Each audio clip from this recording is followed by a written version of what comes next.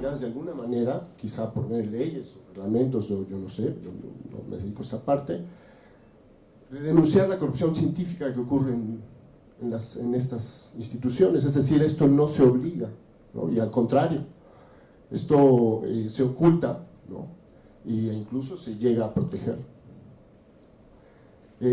Además, la necesidad de una entidad independiente, facultad y confiable, con reglas claras, capaz de detectar la corrupción científica, que está obligada a investigarla de acuerdo con los estándares internacionales. Hay estándares internacionales de diferentes instancias, ¿no? Que ya tienen una serie de algoritmos para investigarla, ¿no?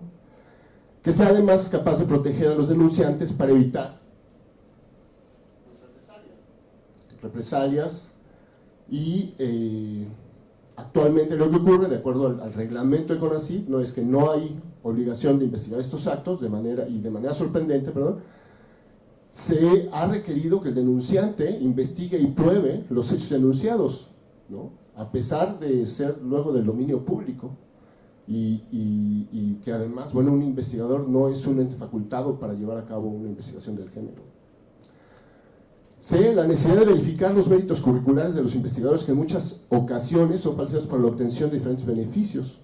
Hoy nuestro sistema de investigación de ciencia y tecnología se basa en la buena fe. No sé si en alguna empresa u otro ente del gobierno eso pase, ¿no? Pero en la buena fe de los investigadores, cuando grandes sumas de dinero público están de por medio y existen ya varios casos de corrupción demostrados, no solo en México, sino además también en el extranjero. Hay recientemente un caso de un premio Nobel japonés que fue cesado por la simple y llana razón de falsear datos, ¿no? A lo mejor no lo hizo él, pero los responsables de la investigación, ¿no? Son los que tienen que ver que eso no pase. La necesidad de garantizar el derecho de réplica a la hora de las evaluaciones de los proyectos y aplicaciones, de acuerdo de hecho con el artículo 8º constitucional. Aquí yo no sé si estoy en lo correcto o no, pero no hay derecho de réplica, y esto debido a que muchas veces revisiones anónimas, cuestionables, infundadas o incluso con un claro conflicto de intereses determinan el resultado de las evaluaciones, las cuales son o inapelables y sujetas muchas veces al tráfico de influencias dentro de los mismos comités de evaluación. La necesidad de una entidad capaz de verificar el gasto de investigación realizado por los investigadores y las instituciones. Además traigo varios aspectos, y bueno, como el tiempo está contado, sobre lo que pasa en los institutos nacionales de salud, ¿no? Hay una serie de situaciones que hacen de la investigación en estas instituciones tierra fértil para muchas cosas, muchas prácticas que son antiéticas, bueno, podemos utilizar muchas palabras. También algunas prácticas dentro de los grupos médicos que como autores aparecen todos los servicios, luego los miembros de un servicio de medicina, y eso por supuesto va con costo al erario, ¿no? O sea, por eso es importante, con costo al erario, y también está dejando de lado a muchos investigadores, que bueno, aquí yo los números no los traigo, pero aquí los deben de tener. Hay muchísimos investigadores subempleados o incluso desempleados, con experiencia internacional en connotadas instituciones, pues no tienen dónde chambear, ¿no? No tienen dónde chambear, o luego los investigadores jóvenes no tenemos cómo aspirar a obtener recursos para trabajar. Entonces vamos y nos preparamos y regresamos aquí a andar pajareando o a ver, ¿no?, cómo podemos resolver nuestros problemas más inmediatos, ¿no? Pues bueno, creo que eso sería todo, y bueno, yo estoy de acuerdo en que es muy importante la ciencia y la tecnología, pero yo creo que hay que tomárselas muy serio y evitar todos estos vicios. Y como decía por ahí el lunes la doctora Elena, en ciencias, ¿no?, estas inercias institucionales de las que nos tenemos que zafar, porque no hay de otra, ¿no? Gracias.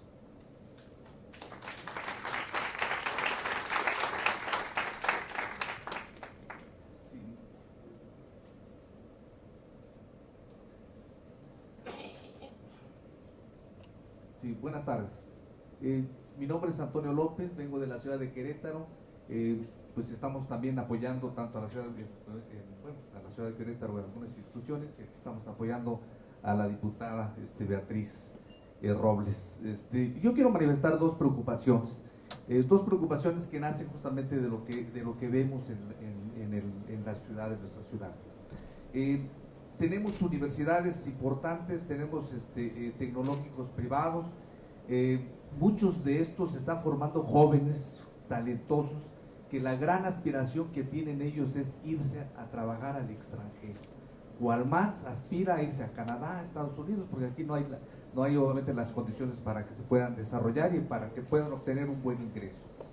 Esto hace que nosotros liguemos esas notas con lo que sucede precisamente en Estados Unidos, donde inclusive hemos leído, hemos escuchado inclusive algunos testimonios de jóvenes que están allá viviendo en situaciones también extremadamente delicadas, vamos, porque están esperando allá una oportunidad muchas veces. Y no solo es esos jóvenes talentosos, sino científicos que se van y no los podemos recuperar. O sea, estamos gastando mucho dinero en esos jóvenes, en esos científicos que simplemente no rinden su trabajo, su talento para el desarrollo de nuestro país. Esa es una preocupación que debería obviamente de ser considerada dentro de esta ley, de estas nuevas leyes.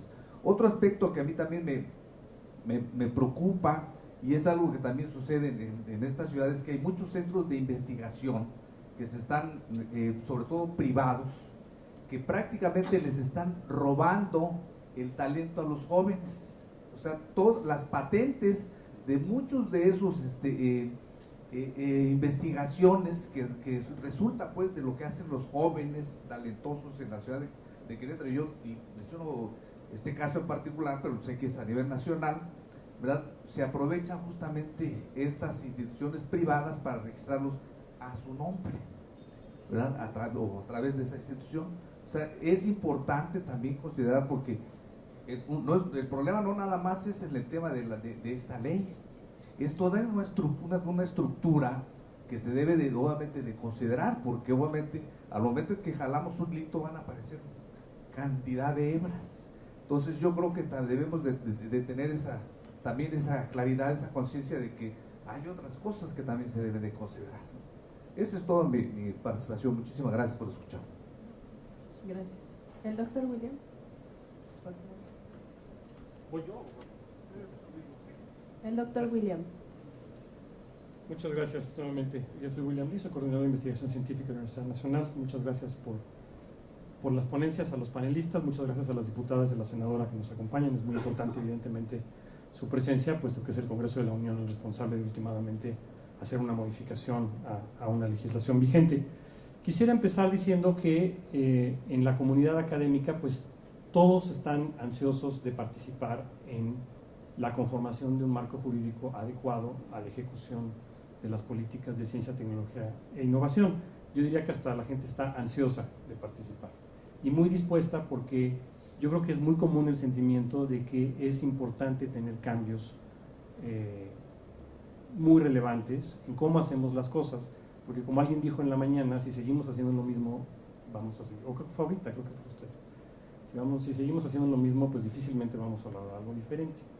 Entonces creo que es importante tener en cuenta, aprovechar las capacidades y el entusiasmo de la comunidad que hay en este momento. En segundo lugar, sí quisiera enfatizar el asunto de los recursos, porque si bien siempre se puede ser más eficiente con el recurso disponible, el tamaño del país y el tamaño de la economía sí justifican una inversión mayor en el tema. Y en los últimos años lo que hemos visto es una reducción, y yo ahí sí diría que hay una preocupación profunda de esta reducción, porque la eficiencia nos puede llevar hasta cierto punto, pero no puede hacer todo. Entonces creo que sí es muy importante que lo que está en la ley se cumpla y que se busquen los mecanismos para que se cumpla. El señor presidente expresó su compromiso de que se iban a mantener los recursos, y tenemos ahí, yo creo, un déficit en ese sentido. El tercer punto es que este asunto de la inversión requiere una constancia en la estrategia de muy largo plazo. Se mencionó hace un momento que en México la relación de la inversión pública a la privada es muy distinta que en países desarrollados que ya han aprovechado los beneficios de la generación de conocimiento para llegar a donde están. Se habló de un número 30-70, 80-20, en fin, lo que ustedes quieran, en una proporción invertida. Y eso es cierto, pero lo que se requiere es una inversión sostenida del Estado a un cierto nivel umbral que genere certidumbre para que en el largo plazo se detone esta inversión del sector privado para que lleguemos a invertir ese balance. Y en México la realidad es que de una administración a otra los cambios han sido tan fuertes que es imposible hablar de esta constancia. Entonces, si nos quedamos constantes en el 0.05% del PIB, pues nunca vamos a llegar al 3% como en Corea o en Dinamarca o en otros países. Esa inversión tiene que ser sostenida, digamos, a un nivel entre el 0.5 y el 1 para que se detone algo que pueda llegar al 3, donde ya el Estado contribuye a la tercera parte, no el 70%. Creo que también se mencionó en la mesa, creo que es muy importante aprovechar lo que ya se ha hecho bien. Hay muchas oportunidades. Sin duda hay cosas que no se han hecho bien y que se tienen que corregir, pero creo que es importante tener este balance en mente. La rendición de cuentas es importantísima aquí. Lo que se mencionaba hace un momento de qué se hace en un caso donde hay una conducta indebida es muy importante, pero es imposible ser el policía, pretender que el CONACYT o que una institución de educación superior sea el policía de miles de personas y de miles de productos de investigación, patentes, artículos, tesis dirigidas. Lo que sí tiene que suceder es que en el momento que se detecte una irregularidad, la sanción tiene que ser inmediata, tiene que ser real y tiene que ser fuerte. Y eso es un disuasivo para cualquier actividad no apropiada. Entonces eso creo que es importante. El marco normativo me parece que se tiene que adecuar no solo en cómo se articula el CONACYT hacia el resto del sector y del país, sino en cómo se hace la vinculación y la transferencia de conocimiento. En México el marco normativo es muy restrictivo en ese sentido y es muy difícil hacer esto. Y por eso es que yo creo que hay un cuello de botella en lo que se genera a nivel académico y lo que resulta como aplicaciones que ya puedan tener un beneficio directo para la población o incluso un beneficio económico mayor. Quisiera comentar un poquito sobre el tema de los riesgos, que también se mencionó y estaba incluido en algunos párrafos de la iniciativa de ley que se presentó en el Senado de la República. A mí me parece que los riesgos son inherentes a la actividad científica. La investigación es el descubrimiento de nuevas cosas, de conocimiento nuevo, de generación de cosas que no habíamos visto antes. Es imposible pensar que eso se puede hacer sin riesgo. El riesgo no está en la generación de conocimiento, está en el uso que le damos. Y si logramos hacer esa distinción, entonces creo que vamos a poder avanzar muy rápido y muy bien. Pretender limitar investigaciones porque pueden generar un riesgo después, me parece que es hasta cierto punto absurdo, porque si no lo hacemos nosotros, lo va a hacer alguien más. El conocimiento se va a generar y nos va a llegar por la puerta trasera, no con todo el conocimiento sobre la mesa de cómo lo podemos tratar, cómo podemos mitigar esos riesgos, cómo los podemos atender. Existe, ya se mencionó también, primero hay un marco jurídico vigente para todo esto, que es perfectible, por supuesto. También hay una propuesta de ley, como ya mencionó la senadora, que se presentó el año pasado, y uno de los ejes de esa propuesta es justamente recuperar la rectoría de CONACYT del ejercicio de CTI. Creo que todos tenemos claro que es difícil ser rector de un programa cuando se dispone del 30% del gasto y el otro 70% está en otro lado. Pero sí se tiene que hacer de una manera colegiada y discutida. Yo creo que hay elementos de esa ley que son rescatables y que se pueden utilizar para una nueva propuesta. Y finalmente quisiera comentar que a veces se hace mucho énfasis en la resolución de problemas nacionales, muy particulares, digamos, algo de salud, agua, energía, en fin. Pero yo diría que la generación de conocimiento por sí misma atiende un problema nacional, en el área que sea. Porque esto crea una sociedad, entre otras cosas, crea una sociedad más crítica y más equitativa. Y creo que eso sí es un problema nacional. Muchas gracias. Gracias. En la parte de afuera tenemos también participantes. Vamos a darle la voz a Ahmed Corella Vázquez, emprendedor en materia de biotecnología. Muchas gracias, buenas tardes. Primero que nada, quiero felicitar a los ponentes, ha sido muy enriquecedor lo que nos han comentado. Lo que no sé si sea el lugar donde lo puede exponer, me atrevo.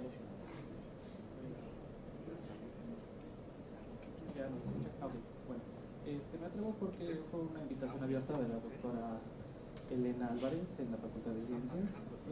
Tampoco puedo hablar por todos los jóvenes, yo hablo por un grupo de jóvenes científicos.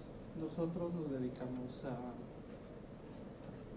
tenemos un amor por la ciencia y un amor por el país, ¿no? Entonces tratamos de generar algo a favor de la investigación y no sabemos realmente cómo movernos en este ámbito, ¿no? Entonces yo lo que quisiera comentar es que como jóvenes no se nos abandone y se nos siga como no tenemos suficiente experiencia para realizar algunos procesos, sin embargo nosotros somos muy buenos en lo que hacemos de técnicas y de trabajos, ¿no? Entonces por un lado veo que lo que comentan de que las empresas que se les apoyó con fondos y que realmente pues puede que no llegaron a un fin, pero nosotros sí requerimos de esos apoyos, ¿no? Entonces simplemente agradezco y quisiera como enfatizar que somos jóvenes que necesitamos ayuda, hacemos muy buen trabajo, la verdad es que ya estamos trabajando para la universidad, nos están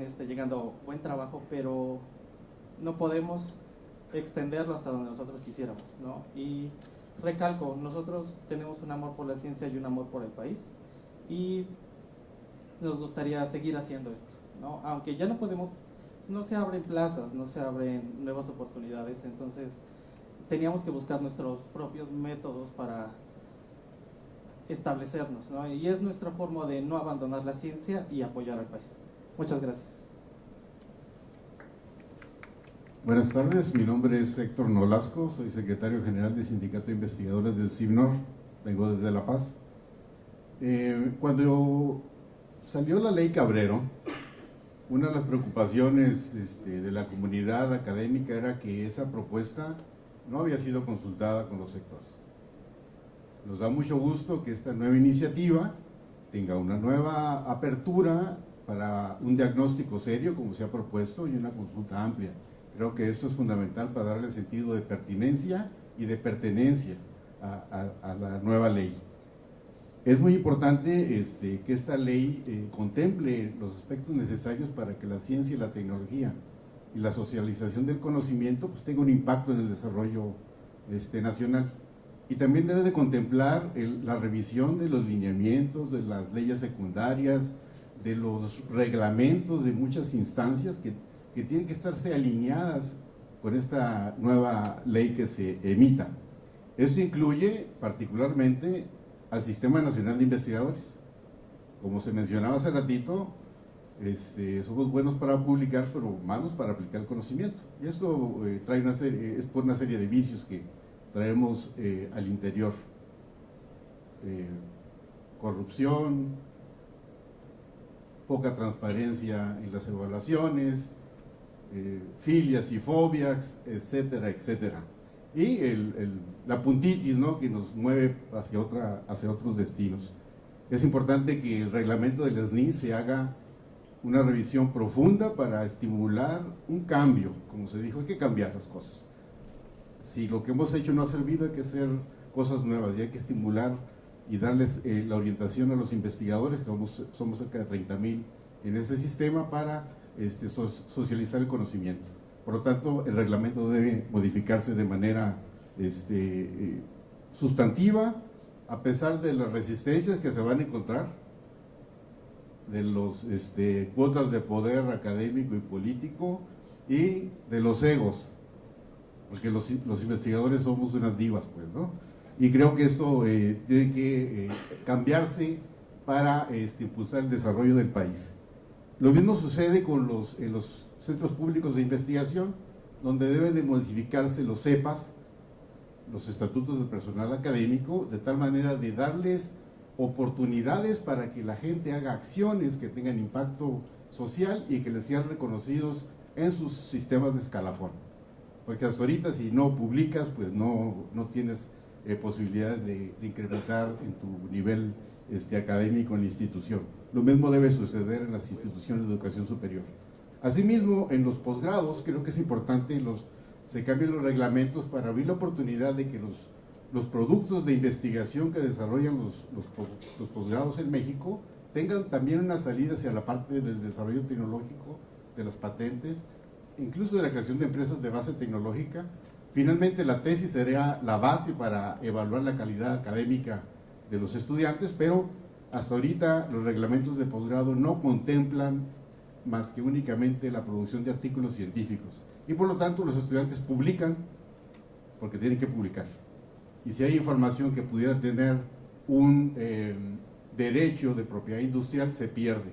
Y esto ha sucedido desde hace muchos años en nuestro sistema. Pues es básicamente la propuesta. Gracias. ¿Alguien más? ¿Sí se escucha? No sé si se escucha. No me puedo levantar porque tengo mi laptop en el rezago, ¿sí? Pero quisiera referirme en la mesa de la mañana. Soy María Teresa Vázquez, de la Universidad Autónoma de Ciudad Juárez. Soy planificadora urbana. Y quería referirme al comentario que hizo el doctor Mauricio Merino de romper la dinámica de corrupción y de conflicto de interés. Eso pues viviendo en una ciudad como Ciudad Juárez y tomando en cuenta cómo es la academia, no nada más ahí, sino en muchos lugares, pues siento que eso va a romper el privilegio de muchos. Y yo quisiera pues plantear algunas preguntas. Primero, estaban mencionando acerca de la ley, que la ley estaba, pues había cuestiones rescatables, y yo siento que aparte de que se rescate lo positivo de la ley anterior, también se debería de ver, o sugiero que se vea, pues quiénes están aplicando esta ley actualmente, ¿sí? Y aparte, pues yo siento que en las instituciones a nivel interno, como parte del diagnóstico que se estaba mencionando, también hay otras preguntas que me surgen. ¿Cómo se hace la repartición de los recursos? ¿Quién investiga y quién no? ¿Quién tiene acceso a las plazas? ¿Es todo esto realmente transparente o no? ¿Sí? ¿Y cuándo son méritos y cuándo son logros basados en favoritismo? Y no desconozco si esta ley contiene sanciones, pero también quién va a aplicar esa ley determina que realmente haya sanciones. ¿Por qué? Ahorita estaban hablando de los grupos. Yo siento que la formación de grupos es muy importante, pero algunos de nosotros también sabemos que hay grupos que se apoyan a unos excluyendo a otros investigadores y que hay plagio rampante en la academia. Entonces, pues yo creo que estas son elementos que sí se deberían de tomar en cuenta. Yo no creo que el problema principal es que México sea subdesarrollado, sino nada más que nada es que hay un saqueo muy profundo. Algunos de mis compañeros en la universidad hablaban que el huachicoleo también se da en las universidades. Gracias. Gracias. Aquí, por favor. Muchas gracias, muy buenas tardes. Laura Arreola Mendoza, directora de investigación del Instituto Politécnico Nacional. Y bueno, yo quisiera comenzar haciendo una pequeña reflexión en relación a que pues próximamente tendremos ya, si los cálculos no me fallan, el aniversario del DCNI, 35 años de que fue creado. Y también citar el por qué fue creado el SNI. En un principio, bueno, pues se pretendía retener estos talentos, incentivar, estimular, de tal forma que aquellas personas que estaban contribuyendo a la investigación, al desarrollo científico, pues bueno, tuvieran un espacio dentro de México. En ese momento, me parece que, bueno, fue un gran acierto, creo. Sin embargo, fue una política pública incompleta. Y esta política pública incompleta, ¿por qué? Pues porque desde su creación y a través de los esquemas que lo regulan, se incentivó propiamente pues la generación obviamente de productos de alto valor, en la escala en la que gustemos o querramos nosotros evaluarlos, pero al inicio de la cadena de valor que va desde la generación de conocimiento hasta la generación de riqueza y de bienestar social. Entonces, en toda esta cadena de valor, en donde se encuentra desde ciencia básica, ciencia aplicada, desarrollos tecnológicos, transferencias de tecnologías, innovaciones, prototipos, hasta llegar a la parte de innovación, empresas de base tecnológica, etcétera, pues realmente nos quedamos nosotros estancados desde el inicio en la generación de papers. Entonces, este ejercicio que se está haciendo en este momento me parece realmente muy valioso, muy interesante, porque se va a hacer justamente la alineación de las capacidades de investigación, o se pretende conseguir la alineación de las capacidades de investigación del país para atender estas grandes necesidades que tenemos en el país. Entonces, es muy, muy importante que nosotros vayamos identificando en esta, o que evaluemos con conciencia esta cadena de valor para poder identificar estos productos, ¿sí? Que sean finalmente los que queden contemplados en estos esquemas de estímulos y regulados por estos procesos normativos. De lo contrario, quizá podemos seguir pensando que a lo mejor es una situación pues no sé, de puntitis, en fin, pero ha sido finalmente, este es el resultado, reitero, de una situación de una política pública quizá no completa, sí pensada solo a medias. Quisiera también pedir encarecidamente que se haga una cuidadosa revisión en relación a la alineación de la Ley de Ciencia y Tecnología con otras leyes que son importantes, como la de adquisiciones, la de presupuesto y responsabilidad hacendaria, etcétera, que nos permitan un flujo más rápido y más eficiente, obviamente, para poder llevar a cabo pues todas las adquisiciones. Hay una situación que quizá a muchos nos ha sucedido cuando se pretende consolidar un mantenimiento de una resonancia magnética nuclear. Yo digo, bueno, ¿cómo le hago para consolidarlo si solo vamos a hacer uno en el año y tengo solo 4 equipos en el instituto, ¿no? O sea, este tipo de situaciones es muy importante, hacer una revisión profunda de todas las normativas que se encuentran asociadas para que podamos tener una mayor fluidez. Y bueno, pues finalmente transmitirles que nos sentimos confiados. Este foro nos está dando mucha certeza en relación a un punto que sí es